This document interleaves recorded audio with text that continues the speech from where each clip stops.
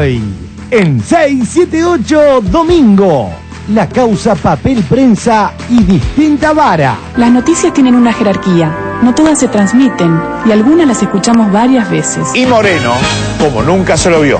Otro escándalo provocado por Guillermo Moreno. Guillermo Moreno, que llegó absolutamente dispuesto a impedir que se votara. Casco o guantes. Ahí tengo casco y tengo guantes. ¿Qué quieres? Casco o guantes. La información nos oculta la información.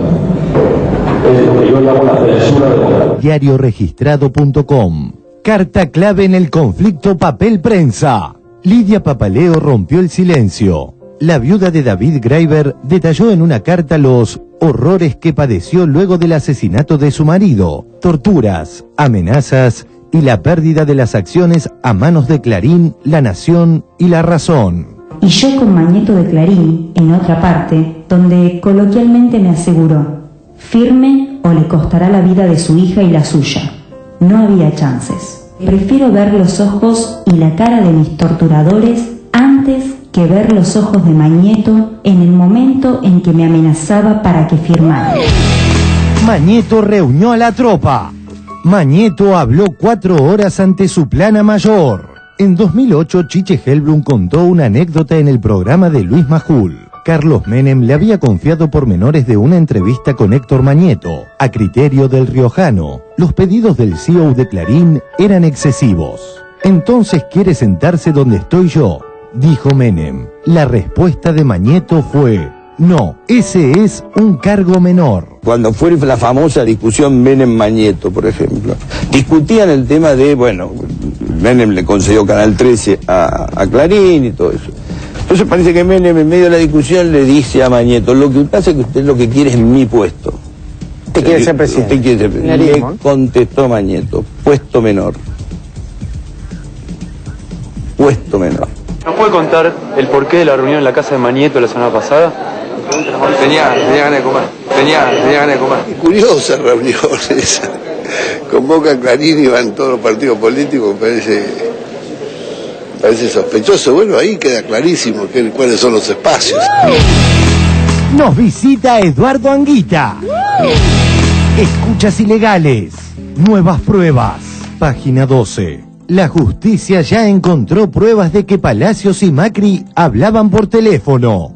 Las llamadas registradas de Macri y El Fino. La defensa del jefe de gobierno en el caso de las escuchas se basaba en la falta de pruebas de que hablaba con su jefe de policía. Resultó que era porque usaba celulares no revelados. Ya aparecieron 9 contactos. Nos visita Gabriela Cerruti. Kirchner, mediación y paz. Después de...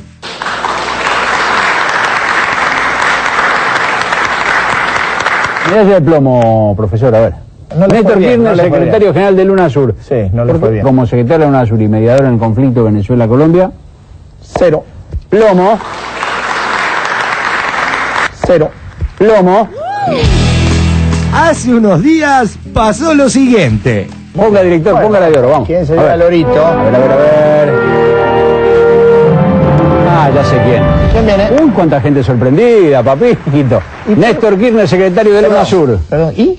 ¿Cómo y? ¿Qué pasó? Estuvo bien Kirchner mediando ahí. Le enseñaron cómo era y aprendió rápido.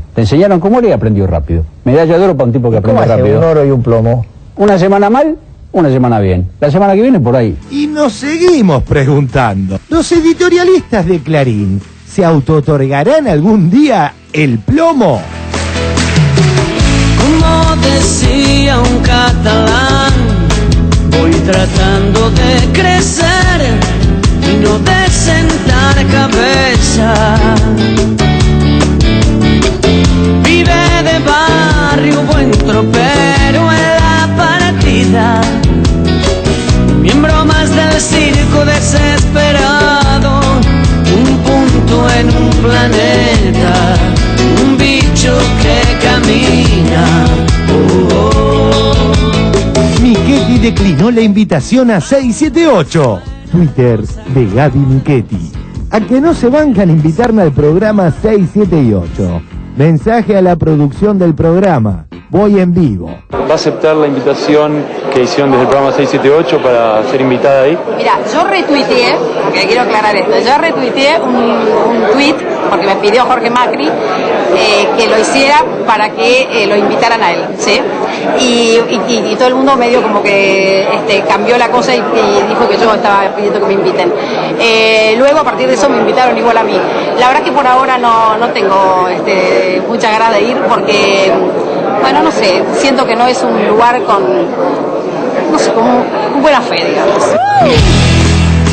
Grave denuncia contra el segundo de Clarín aún espera repercusiones. Nos ubicamos con la información en Mercedes, en la provincia de Corrientes. Allí, con el objetivo de abastecer de agua a un emprendimiento arrocero, se busca construir una represa sobre el arroyo Ayuí y con esto inundar 8.000 hectáreas de bosques nativos. Este emprendimiento tiene dos empresas, una de ellas es Adecoagro y la otra es Copra Sociedad Anónima. ¿Y saben quién es su dueño? El vicepresidente del grupo Clarín, José Aranda. Tiempo Argentino, exclusivo. ¿Por qué los negocios de José Aranda hackean la relación con Uruguay? La represa del vice de Clarín es la Botnia local. Documentos secretos revelan que su proyecto arrocero en Corrientes puede contaminar el arroyo Ayuí, efluente del río Uruguay. El pacto de silencio con Colombia, mientras Cristina y Mujica sellaban el acuerdo por la pastera. Otra grave denuncia que también espera repercusión. Quiero comentarle que cuando llegamos con Julio aquí a Mendoza, nuestra intención era observar los distintos partidos. La televisión pública no aparece en la capital. En San Rafael, donde está la repetidora de la televisión pública, hubo hasta una movilización. El que no tiene cable en la capital no puede ver fútbol para todos. Hay muchos aficionados, muchos futboleros mendocinos que se han quedado sin poder verlo. Por supuesto que los afectados son aquellos que no tienen los recursos para poder tener otra tecnología. Por eso se me ocurre, Julio, que la ley de medios es necesaria.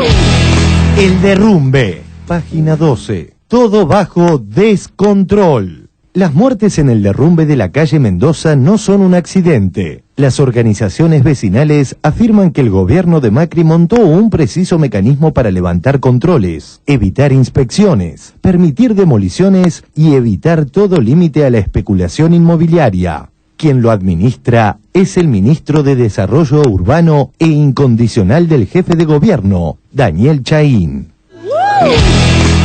El papelón de Rosichner. Quiero hacer un comentario con respecto a Alejandro Rosichner, filósofo. Algo verdaderamente terrible que apareció en el Twitter de muchacho de él. Dice, el muchacho chino que murió en el derrumbe me dio mucha pena, escribió. Me hizo dar cuenta que a los chinos los quiero un poco. Me hizo dar cuenta que a los chinos los quiero un poco. Él trabaja, hay que remarcarlo, él trabaja para Mauricio Macri, ¿no? Es parte como es la intelectualidad de Mauricio Macri. Otro día de buenas noticias. 1. Consumo. Diario El País de Uruguay. Ventas en Argentina suben hasta un 50%. 2. Tránsito. Infobae.com. Se redujeron un 20% los choques en rutas de la provincia. Durante el primer semestre del año se produjeron 125 accidentes de tránsito, 32 siniestros menos que en el mismo periodo de 2009. Además, se redujo en un 46.4% la cantidad de personas que resultaron heridas. Todavía me emocionan ciertas voces. Todavía creo en mirar a los ojos. Todavía tengo en mente cambiar algo. Todavía y adiós, gracias todavía. 9678. El programa que llenó de contenido aquello de quitarse los miedos, sacarlos afuera. Lo maravilloso también a ser distinto a otras partes del mundo es que viajás 6 horas, 7 horas y hasta 8 horas y desde Argentina a México y te bajás y sigue siendo el mismo idioma. El sol calma la lengua. tregua de los lagartos. La verdad es buen veneno para las tripas. Todavía hay mucha gente que está viva. Todavía hay adiós, gracias todavía. Ayúdala, multiplicar.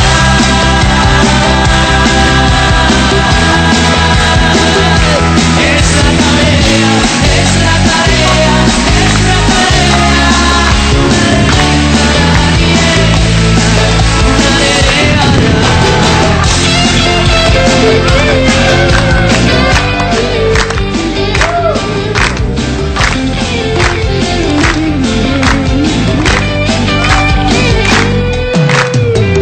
Como canción de carnaval se metió por el bolsillo un cielito pa' mis hijos.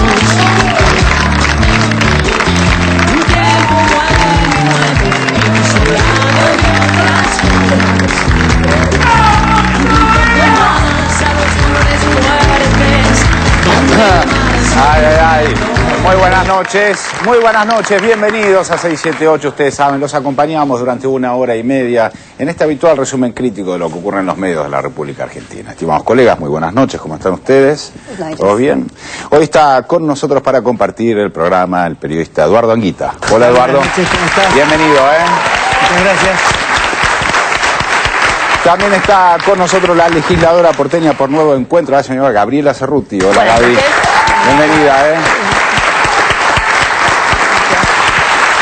Muy bien, arrancamos con el primer tema, tiene que ver con la situación de Papel Prensa, porque ustedes saben fue difundido, ampliamente difundido, un video donde aparece Moreno en una asamblea bien conflictiva de lo que pasa en este momento en Papel Prensa. Vemos el informe y lo debatimos. La causa Papel Prensa y distinta vara. Héctor Mañeto, reunión con todos, periodistas, jefe de sección, jefe de suplemento. A ver, ¿qué pasó en esa reunión? Admitió que podría ir preso por el tema del Papel Prensa. En el contexto del avance de la causa Papel Prensa en la que Héctor Mañeto se ve seriamente involucrado, el monopolio Clarín solo reflejó lo siguiente. Y Moreno, como nunca se lo vio.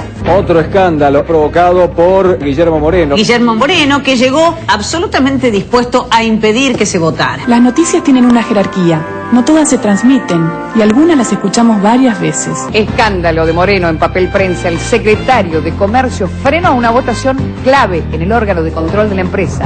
Casco o guantes. Ahí tengo casco y tengo guantes. ¿Qué quieres? Casco o guantes. ¿Qué dije? Acá no se va a votar bajo ningún aspecto lo que quieren los accionistas del sector privado. Todos mis funcionarios, varones, a partir de este momento se banca lo que tengan que bancarse. Acá no se vota. ¿Está clarito? La información nos oculta la información. La información en muchos casos solo sirve para ocultar otra información. Se difunde una información que nos impide acceder a la buena información. Es lo que yo llamo la censura democrática. Las noticias tienen una jerarquía, no todas se transmiten. Diarioregistrado.com. Carta clave en el conflicto Papel Prensa. Lidia Papaleo rompió el silencio. La viuda de David Graeber detalló en una carta los horrores que padeció luego del asesinato de su marido, torturas, amenazas y la pérdida de las acciones a manos de Clarín, La Nación y La Razón. Esta carta dirigida a la Secretaría de Comercio Interior formará parte de la elaboración del informe Papel Prensa La Verdad, que será entregado a la presidenta Cristina Fernández la próxima semana. Encontrándonos en un amplio salón de reuniones, nos distribuyeron separadamente, de modo tal que los padres de David por un lado, Isidoro con Campos Carles, quien invocaba ser apoderado de la nación, por otro, y yo con Mañeto de Clarín, en otra parte, donde coloquialmente me aseguró, firme o le costará la vida de su hija y la suya. No había chances. En la mencionada reunión en La Nación se suscribe un boleto de venta sobre el cual jamás pude opinar, no sobre el precio ni sobre los términos del mismo, ni sobre la forma de pago, como tampoco ningún abogado de mi parte pudo verlo antes. Lo tuve que firmar sin siquiera haberlo leído. Por otra parte, durante mi desaparición con detención, fui objeto de torturas que me provocaron graves quemaduras en mis genitales, abdomen y pechos, y que los golpes recibidos provocaron un tumor cerebral, el cual se me operó en la cárcel. Todo el horror que fue mi vida después de mi secuestro es indescriptible en la serie de perversiones, vejaciones y tormentos a la que fui sometida. No obstante, que deseo concluir con la presente reiterando que prefiero ver los ojos y la cara de mis torturadores antes que ver los ojos de Mañeto en el momento en que me amenazaba para que firmara.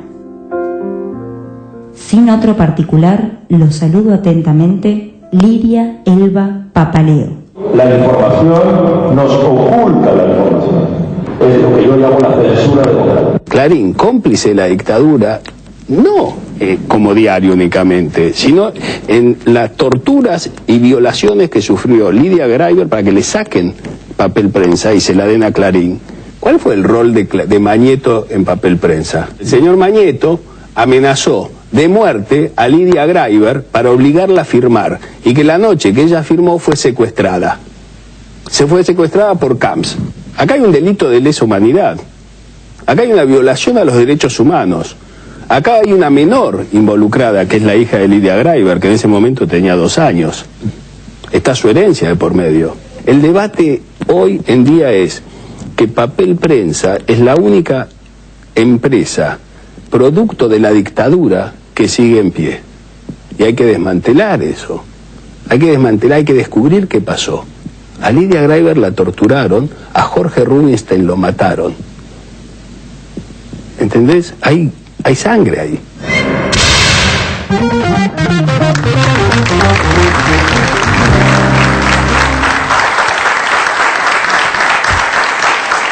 Bueno, muy bien. Eduardo, primera pregunta tiene que ver con qué es lo que se votaba. Así le aclaramos a la gente qué es lo que estaba pasando en ese momento en la Asamblea de Papel Prensa. Mira, muy rápidamente, el día martes es cuando se hace esta reunión en la cual Mañeto reúne a directivos, gerentes, editores y algunos invitados en la calle Tacuarí.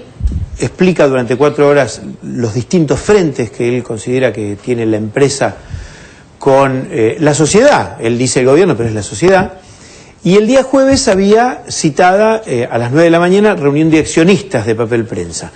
Por la composición accionaria hay que pensar que el Estado tiene un porcentaje relativamente pequeño, pero no tan pequeño, 27,46% de las acciones. Esto hace que tenga 3 directores y el sector privado, es decir, La Nación y Clarín, tienen 10 directores. ¿Qué sucede? Desde que empezó la reunión en el temario no se pusieron de acuerdo en nada. El sector privado quería que votaran los directores del Estado el balance de la empresa, pero sin que pasara por la comisión fiscalizadora, que era la que había detectado irregularidades, corrupción, sobreprecios y demás. Entonces después sucede que el sector privado quiere que se apruebe, los accionistas aprueben las actividades de los directores.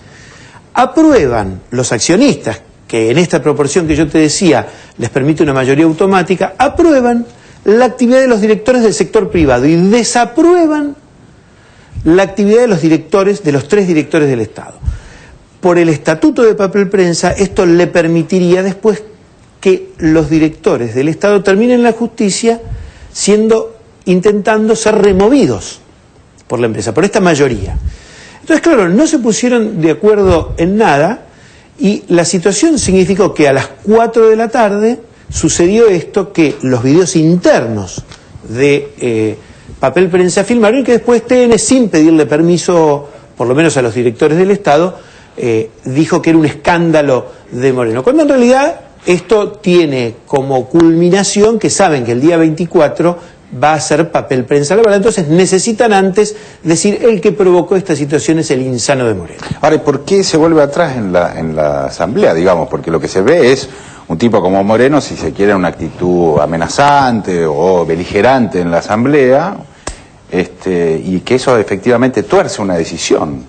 No, en realidad no torció nada, lo que sucedió es que terminó la jornada y no se pusieron de acuerdo en nada y, digamos, estatutariamente los accionistas pueden decir que se votó porque tienen mayoría, pero, digamos, queda una situación de cierta fractura, pero hay que remarcarlo porque es la primera vez que los directores del Estado van a hacer lo que tienen que hacer. Hasta ahora, los directores del Estado en papel prensa eran gente que con la venia de Clarín y Nación estaban ahí sentados para convalidar estas cosas que ahora se saben que, por ejemplo, hay sueldos de 140.000 pesos mensuales, de gente que está hace 30 años en esa empresa. ¿Gabriela? A ver, yo tengo una doble lectura del tema. A mí me parece lo suficientemente grave y desconocido para la opinión pública, incluso para los que estamos muy involucrados. Yo me estoy enterando de una cantidad de cosas de papel prensa en el último tiempo, digamos, a pesar de haber sido periodista toda mi vida y todo, son cosas que no manejábamos, digamos, desde la historia de papel prensa hasta cómo funciona papel prensa. Y me parece todo tan grave, y en las palabras del canciller Timmermans, estamos hablando de una empresa creada en la dictadura militar y con sangre, un tema de derechos humanos, que me parece que las actitudes de Moreno son las que en definitiva terminan permitiendo que se oculte la información de verdad por esas cosas, digamos, ¿no? A mí me parece que Moreno le hace mal al gobierno y nos hace mal a todos nosotros cuando tiene este tipo de actitudes que, digo, además ya está, es un secretario de Estado, era obvio que le iban a estar firmando y que después los canales lo iban a utilizar, digamos, nadie es inocente en este sentido. No sé si no se pueden hacer las cosas de otra manera, digamos, si hay que hacer que se valga el peso de los directores del Estado, y bueno, se llevarán cámaras de televisión, se pensará de qué manera no se puede hacer por ley, digo, tiene que haber alguna manera de hacerlo que no sea prestándose a provocar un escándalo que termine después tapando la discusión, la verdadera discusión que hay, que es profundísima y que tiene que ver con la historia argentina, digamos, ¿no? Sandra. Sí, yo no estoy de acuerdo, porque creo que sea quien fuere y tenga los modales que tenga, si toma las decisiones que está tomando Moreno, el escándalo se va a armar de nuevo y de todas maneras. A mí hay un punto que ya a esta altura me parece absolutamente clave, en relación a la reunión que hubo con la tropa de Clarín, en relación a la reunión que hubo con los empresarios, en relación a todas las reuniones que pueda tener Mañeto y a todas las demostraciones de fuerza y poder que pueda hacer. ¿A quién le creemos? ¿Creemos la versión de Mañeto o creemos la versión de Lidia Graiber?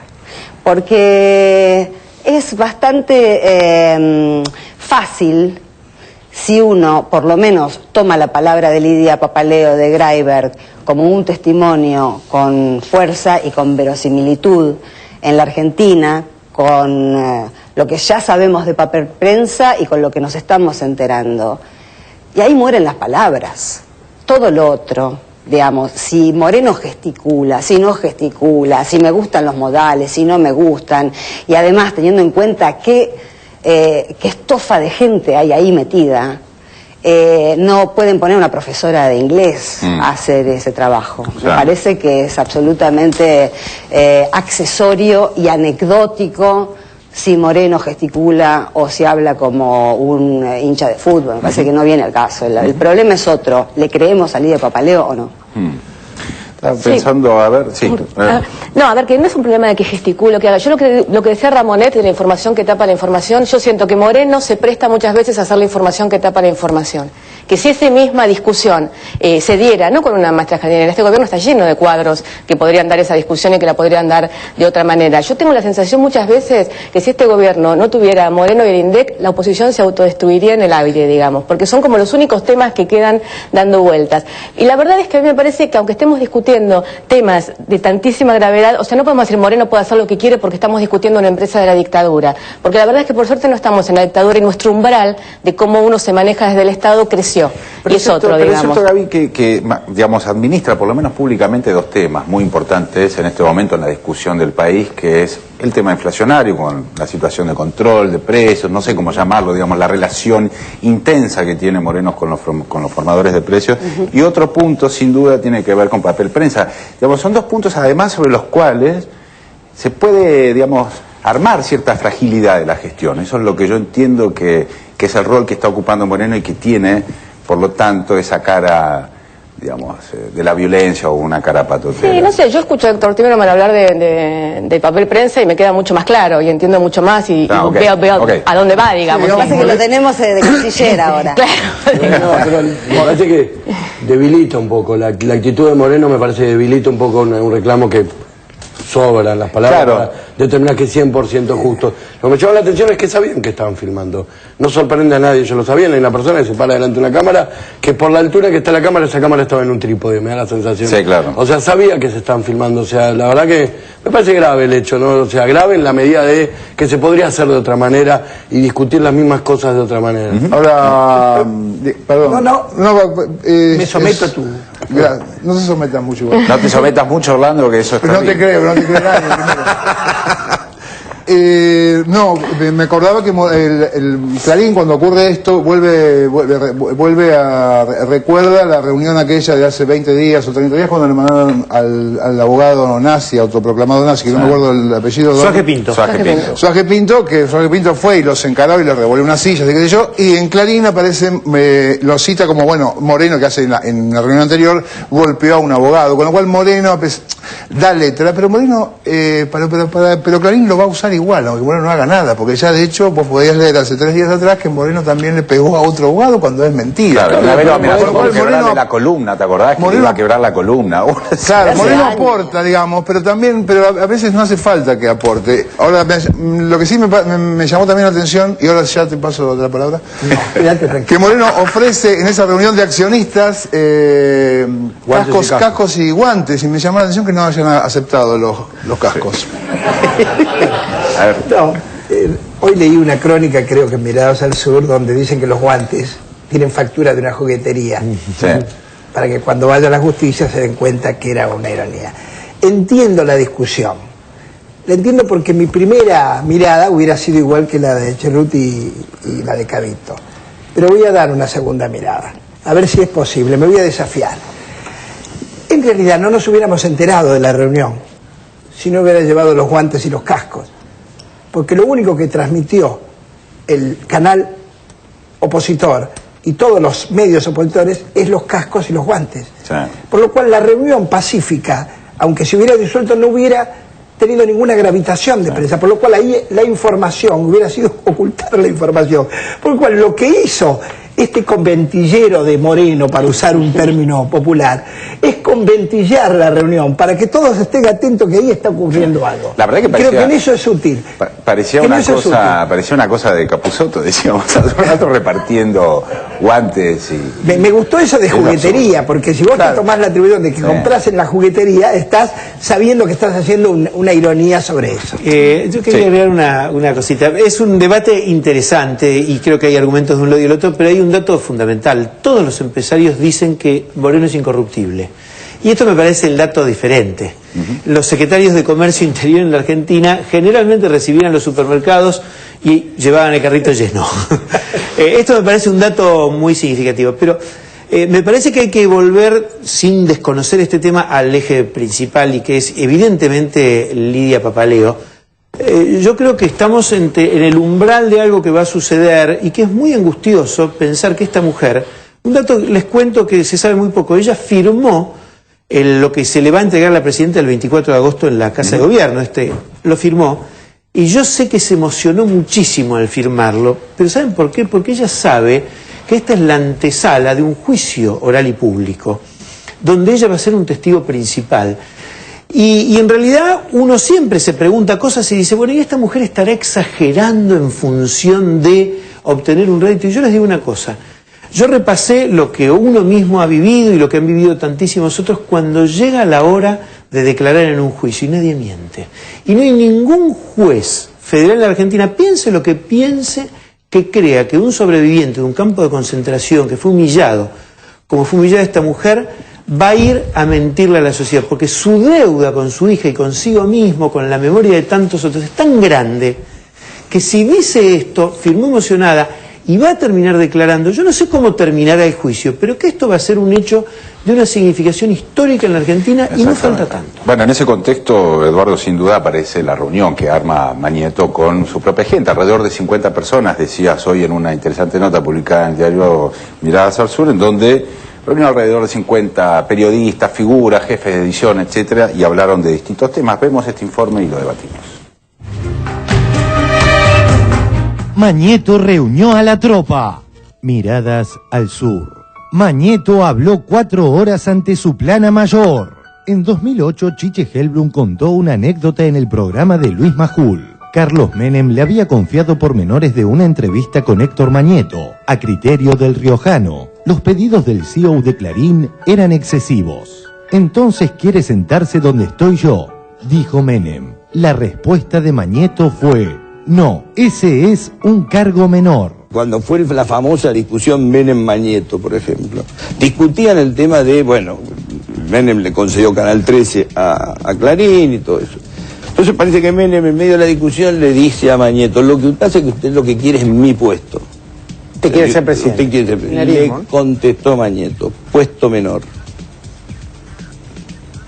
Puesto menor.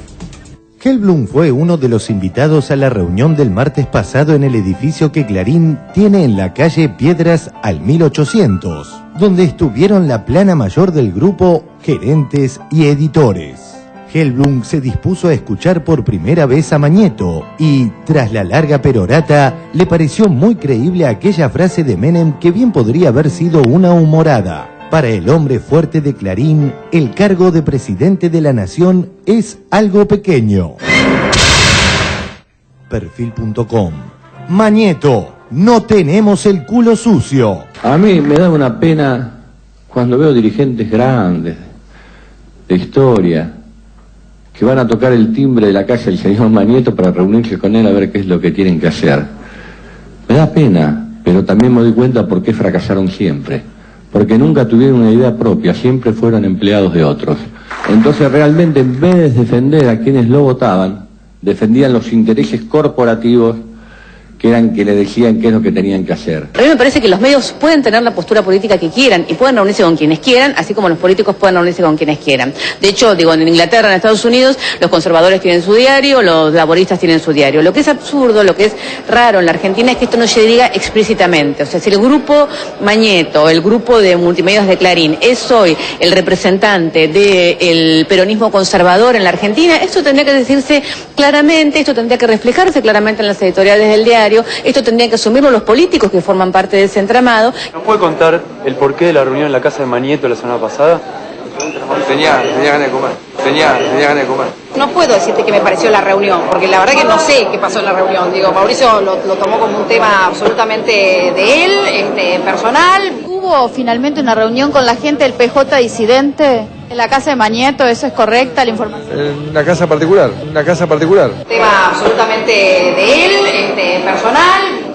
No lo consultó, digamos, con nosotros, una invitación personal que le hicieron fue, y lo que comentó fue que se habló de la situación del país y no nos dio mucha bolilla con el tema, así que la verdad que no te puedo decir qué me pareció la reunión, es un tema de él, ¿no? Yo no fui, pero si me hubieran invitado hubiera ido. ¿Qué dijo Mauricio? Me parece que dijo que tenía hambre, que fue a comer. Está bueno, fue a comer. Lilita, ¿qué le pareció la reunión en la casa de Mañeto donde se juntó el peronismo federal, Lilita? Lilita, ¿qué le pareció la reunión que hubo la semana pasada en la casa de Héctor Mañeto donde asistió el peronismo disidente? Sí, curiosa reunión esa. Convoca a Clarín y van todos los partidos políticos, me parece sospechoso. Bueno, ahí queda clarísimo cuáles son los espacios. Siempre se podrá cambiar el gobierno, pero el poder tremendo que esta gente ha tenido, oculto, manejando al país desde las sombras según los intereses que tenía, es algo que se combate ahora. De esto se sale bien ahora o no se sale nunca más.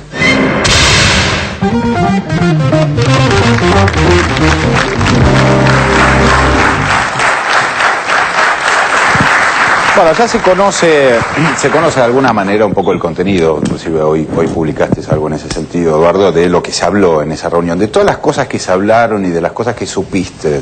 ¿Qué es lo que más te impactó, lo que te parece más relevante? Bueno, me parece que es la primera vez que Mañeto se expone él como un líder frente a un grupo, cuando lo hacía a través de muy pocas personas.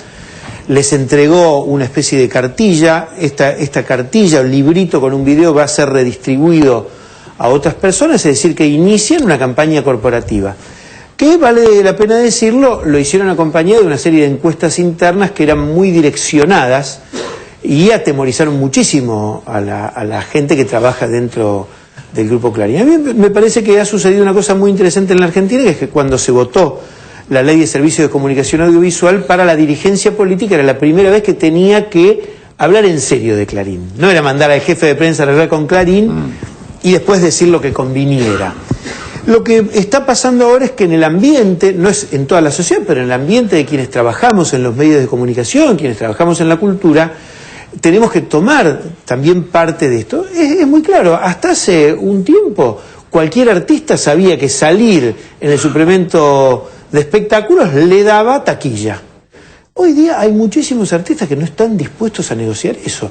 Y me parece que muchísimos periodistas no están dispuestos a negociar esta cosa de decir, tengo que llevarle el pan a mis hijos. Bueno, me parece un debate cultural extraordinario que hay que darlo sabiendo que eso de por sí no es políticas inclusivas, pero sin eso es difícil avanzar en políticas inclusivas. A ver, Gaby. Sí, a mí me parece interesantísimo que es como que Mañeto salió del closet, ¿no? Finalmente, esta persona que estaba, porque digo, hasta cuando se hacían las medallas que daba Clarín y qué sé yo, la señora de Noble aparecía y entregaba las medallas, y Mañeto era una persona que algunos sabíamos que existía, pero ahora la gente sabe que existe, mucho más los que estamos en la política y en el periodismo, pero la gente en general sabe que existe. Después también lo veo como con una cantidad de actitudes de alguien que evidentemente se siente acorralado, digamos, ¿no? Me parece que son esas actitudes me acuerdo cuando en el fin de la dictadura de Pinochet decían no hay nada peor que cuando la fiera agoniza, digamos, ¿no? Cuando lo brava que se pone. Bueno, yo a Mañeto lo veo últimamente con una cantidad de actitudes realmente de montar un aparato político, corporativo político, ya a esta altura, que incluye al peronismo opositor, al peronismo federal, que incluye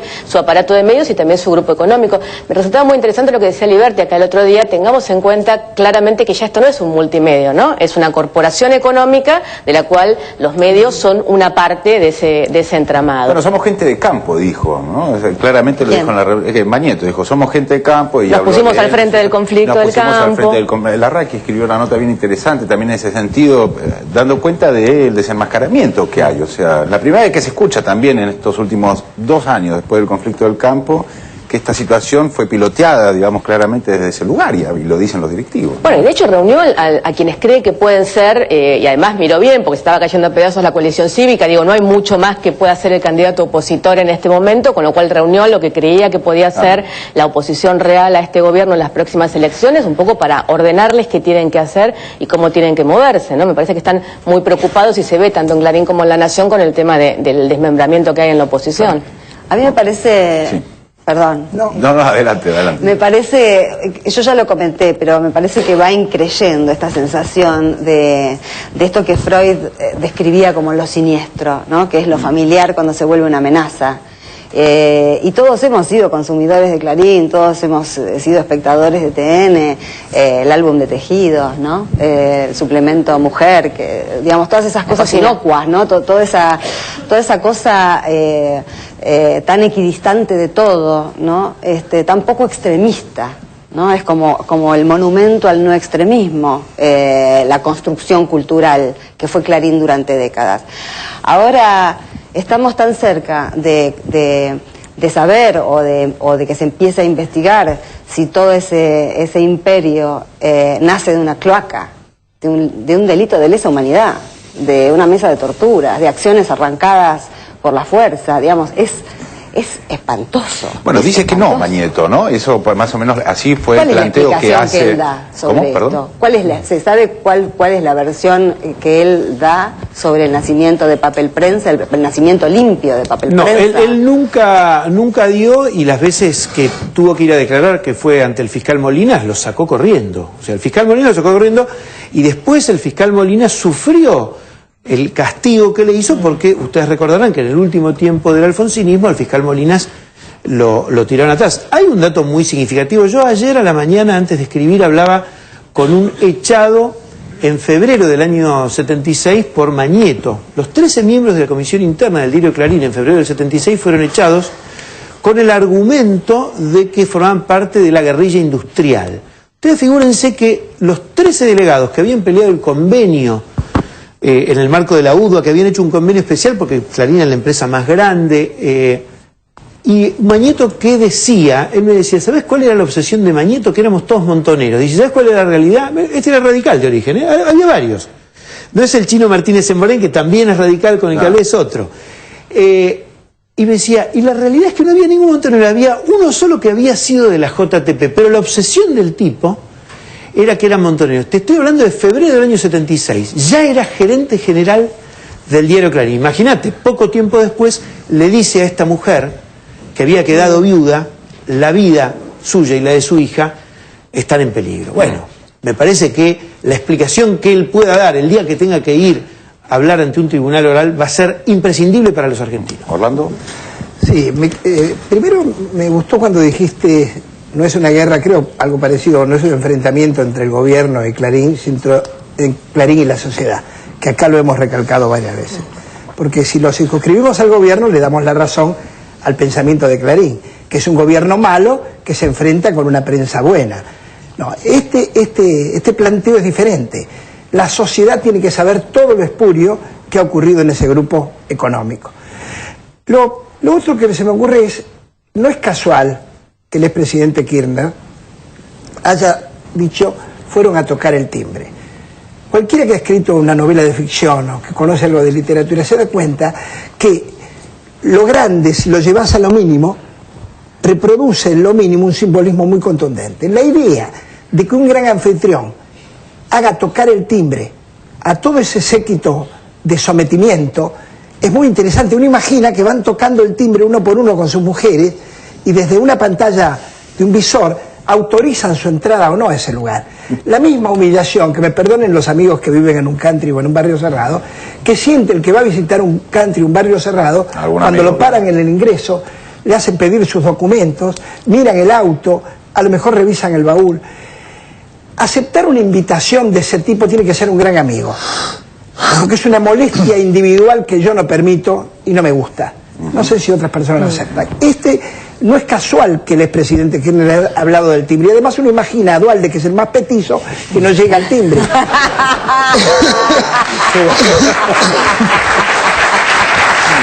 Muy bien, bueno, estimado Barone, yo le tengo que contar que usted participó en TVR en una canción con la señora Gabriela Cerruti. Hicieron una canción que se llama Los títeres de Don Héctor. Los han hecho decir cualquier canción. Se quedó mudo. Aprovechemos la canción de TVR, dale. La canción de TVR, Los títeres de Don Héctor. Un devaluado Mañeto comenzó un oscuro idilio. Ha devaluado Quinteto, convocó en su domicilio.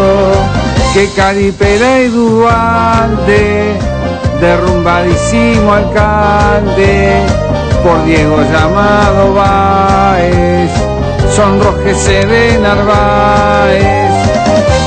Abro el cofre y aparece el Tata Joffre, junto al capanga campestre, de rendidor cuatrimestre. No es mi bando, el de Olmedo, el Lolipando, no me llamen a que integre un espacio junto a Negre. Vaya horror que participe, tan servil usted Felipe, quien se embarró con su barro, sublime Chino Navarro. Que te hace tigre otra mancha, que te hace tigre otra lancha, que te hace tigre otra plancha, que te hace tigre otra cancha. Tantos globos me has pinchado, Julio Cobos, con el globo perdió Droglio, rima y feo con Bergoglio. ¡Qué siniestra! ¡Ay, mamita, es nuestra diestra! El proyecto es los 90, el del país a la venta. El mandamiento 1, nada de lo que deba ser estatal permanecerá en manos del Estado. Nada de lo que deba ser estatal permanecerá en manos del Estado. Yo no creo que deba haber un Estado inexistente, creo que debe haber un Estado ineficiente, interviniendo para para equilibrar los desequilibrios de la economía. Ladran Sancho, es que se les quema el rancho. 6, 7, 8 es el ancho, van por la coca y el pancho. Era un gancho, que Román no ponga el gancho, a los temas los engancho, provocando zafarrancho. Otro gancho, para mí es jugar al chancho, al partido te lo plancho, pero al balón no lo mancho.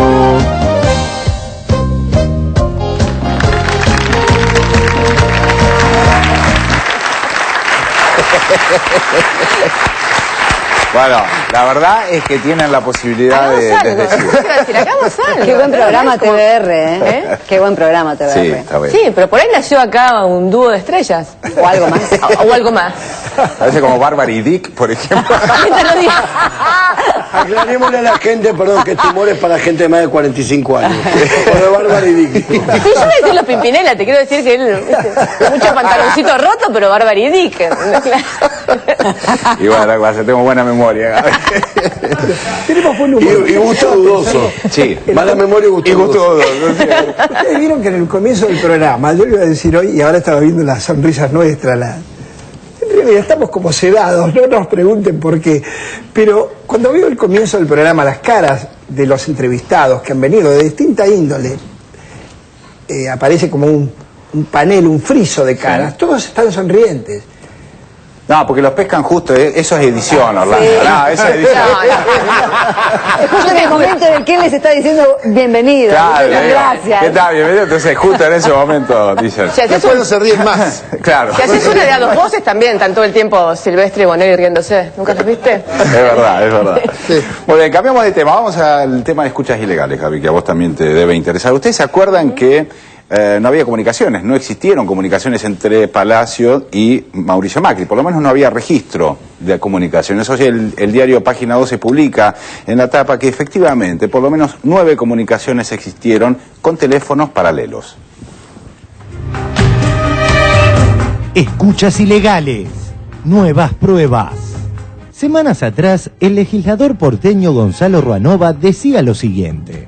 Macri designa a su jefe de policía, su persona de confianza, el que arma la policía metropolitana. ¿Sabes cuántos llamados hay entre Palacios y Macri? Ninguno, 0. ¿Qué te diría cualquier persona que lee una causa judicial?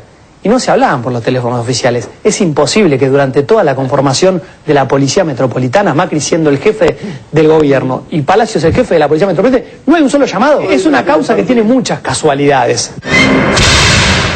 Y hoy, los diarios Miradas al Sur y Página 12 dan cuenta de lo siguiente. Miradas al Sur. Los llamados del Fino que ahora provocan el insomnio de Mauricio. Las comunicaciones detectadas por el juez derrumban la defensa del jefe de gobierno porteño. Aló, intendente. Las comunicaciones entre el ex comisario y su antiguo empleador se prolongaron hasta que el Fino entregó su celular en la cárcel de Marcos Paz. Página 12. La justicia ya encontró pruebas de que Palacios y Macri hablaban por teléfono. Las llamadas registradas de Macri y el Fino. La defensa del jefe de gobierno en el caso de las escuchas se basaba en la falta de pruebas de que hablaba con su jefe de policía. Resultó que era porque usaba celulares no revelados. Ya aparecieron 9 contactos. El juzgado tuvo que ser insistente para que la jefatura de gabinete porteña le informara los celulares. Del entrecruzamiento de llamados que se empezó a hacer en tribunales el viernes, surge, según confiaron allegados al expediente a Página 12, que entre julio y septiembre del año pasado Macri y Palacios hablaron por lo menos 9 veces, 8 de las cuales corresponden al periodo en el que el ex comisario estaba en la jefatura de la Policía Metropolitana, y una es posterior. Michetti dijo que Macri irá a dar explicaciones a la legislatura.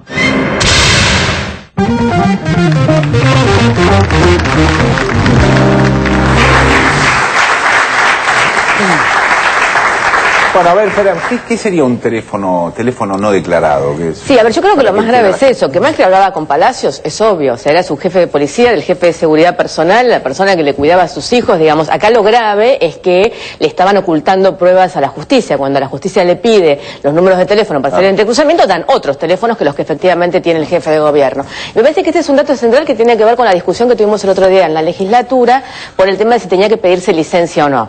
Porque, la verdad es que lo que nosotros creemos, lo que creemos que tiene que tomar licencia, es que una persona involucrada de esta manera en una causa judicial, a cargo del Estado, puede ocultar pruebas, sin ninguna duda. Nos decían, ¿por qué creemos eso del jefe de gobierno? No va a hablar nunca con los testigos. La verdad es que la mayoría de los testigos son funcionarios del gobierno, son ministros, son secretarios de Estado, es obvio, son parientes de él, es obvio que va a hablar con todo este entramado. Y de hecho se le estaba pidiendo a la jefatura de gobierno que diera todos los teléfonos y no los daban, digamos. Y lo que ahora empieza a aparecer son los llamados que todos sabíamos que había, porque incluso hay veces que los mismos ministros nos decían, la verdad es que Macri habla directamente con Palacios, nosotros no sabemos de la trama de la Policía Metropolitana porque habla directamente con Palacios. Lo que está el juez tratando de determinar es cuáles de esas comunicaciones tienen que ver con los momentos exactos en que Ciro James retira las escuchas de Bursen o retira las escuchas y que puede hacer avanzar para ese lado la causa judicial. Quiero contarnos un poco de la comisión investigadora que ya quedó constituida. Efectivamente, el juicio político que quería hacer Macri se cayó definitivamente. Esto es una de las novedades de la semana pasada. El jueves tuvimos finalmente una sesión que la verdad es que a diferencia del grupo A, digamos, en la Nación, toda la oposición en la ciudad de Buenos Aires, logramos mantenernos cohesionados durante todo el mes con todos los intentos de convencimiento que hubo de parte del oficialismo hacia los diputados políticos, o intentos de convencimiento político, ¿no? De intentar que cambiaran su opinión. Salió la comisión investigadora. Yo creo que es una comisión que es pluralista, que tiene representada a todas las fuerzas políticas y que tiene 5 representantes del macrismo. Y la verdad es que la discusión falaz que dio el macrismo, diciendo que no era proporcional y todo esto, la Constitución de la Ciudad de Buenos Aires, que se hace en el momento del Pacto de Olivos, específicamente dice que las comisiones investigadoras tienen que estar formadas por todas las fuerzas políticas. Porque en aquel momento lo que se intentaba era garantizar que las fuerzas pequeñas que estaban surgiendo, como el FREPASO y todas, pudieran participar de las investigaciones y no fueran bloqueados por los 2 partidos mayoritarios. Entonces es clara la Constitución en ese sentido y por eso creemos que esta comisión va a lograr investigar, va a lograr llegar a la verdad. Y yo, a diferencia de Gabriela Michetti, no estoy tan segura que venga Macri a la legislatura. Me parece que no es un hombre que esté acostumbrado al debate político con 60 legisladores. Creo que es una opción que tiene, puede decir que no. Es una invitación de la legislatura, con lo cual puede decir que no es una interpelación, porque para eso hace falta una mayoría que necesita del macrismo adentro. La verdad es que es un papelón que se le pasa haciendo conferencias de prensa en lugar de ir a dar explicaciones una vez a la legislatura o a la comisión investigadora o al pleno, pero la verdad es que nunca intentó, ni siquiera en una mesa chica, un debate con los legisladores, con lo cual no sé si va realmente a hacerlo. Eduardo. Me llaman la atención 2 cosas del proceso global, ¿no? La primera es cómo la idea de Macri de que iba a tener impunidad para tantas cosas se está cayendo. Yo creo que realmente armar esta policía metropolitana, cuando sale cada vez que hace algo, sale a luz. Que los legajos de los policías y oficiales que convoca son policías y oficiales formados con la ideología de la doctrina de la seguridad nacional. Y uno se pone a pensar que decís, bueno, pero ¿por qué se pone el acento en eso? Se sabe poco que hoy en la mayoría, en gendarmería, en prefectura, en el servicio penitenciario federal, ya la doctrina está cambiando. La formación de los oficiales tienen cursos de derechos humanos que no solamente los dan abogados o profesores de la Universidad de Buenos Aires o de otras universidades nacionales, sino también de organizaciones de derechos humanos. Es decir, que no solamente se rompe la impunidad, sino que si uno se pone a observar el fenómeno, es que este tipo de instituciones están cambiando, ya no son tan cerradas. Ni hablar de las Fuerzas Armadas, que el proceso es mucho más interesante y nos llevaría a otro tema. Y lo otro que me parece destacable es este cambio que yo veo en muchísimos sectores de la oposición, Gabriela. Yo creo que hubo un tiempo que seguramente no es el momento para detenerse en esto, pero hubo un tiempo de demasiada generosidad de sectores de la oposición con el macrismo. No quiero hacer nombres, pero la verdad que hubo un momento en el cual uno decía, cada vez que había que auditar un negocio de Macri, se perdía en un agujero negro. Bueno, yo creo que esto también va a llevar a que va a haber mucha más transparencia sobre la gestión del presupuesto más grande que tiene un distrito municipal en la Argentina. Pero ¿sabes qué pasa, Eduardo? Yo creo que eso tiene mucho que ver cuando vos pones el foco sobre un tema, porque el jueves el que se bajaba de esa votación, iba a pagar un costo público altísimo, digamos. Entonces, haber puesto el debate tan fuerte afuera, en la sociedad y en los medios, permitió que nadie tuviera la posibilidad de tener una negociación propia o a escondidas, digamos, porque la verdad es que estaba puesto el foco ahí, ¿no? De todas maneras, fíjate, se producen novedades como esto de que finalmente se encontraron las comunicaciones entre Macri y Palacios y salen publicadas en Página 12 y en Miradas al Sur, es decir, el tipo va a cenar donde le conviene, porque tiene la cobertura de quienes les conviene. Por un lado, y por otro lado, Sonda, porque trabajan mejor también. Porque hay una cosa que a mí me pasa mucho con el periodismo, que es que yo creo que hay algunos diarios que investigan, y hay otros que no, digamos. Pero no porque no sepan investigar, Gabriela, eso es voluntad política. Algunos sí, algunos no, pero ni siquiera investigan cosas de sus opositores políticos, teóricamente. Esta es una discusión que tuve con otra periodista por Twitter, digamos, porque me decía, no, el periodismo de investigación en los 90, el periodismo de investigación en los 90 investigaba. Ahora el periodismo de investigación, salvo en los diarios pequeños, en Página 12, en Miradas al Sur, de Argentino, la verdad es que hacen operaciones políticas o levantan causas judiciales, pero no hay gente que esté realmente con ganas de trabajar y de investigar. Me imagino que tiene que ver con el clima que se vive dentro de esos medios. Y con la procedencia, porque dejó de haber periodistas de la UBA y hay periodistas de la San Andrés. Claro. Sí. Vamos, Pero es cierto, es cierto. Señores, nos tenemos que ir al corte, ya volvemos.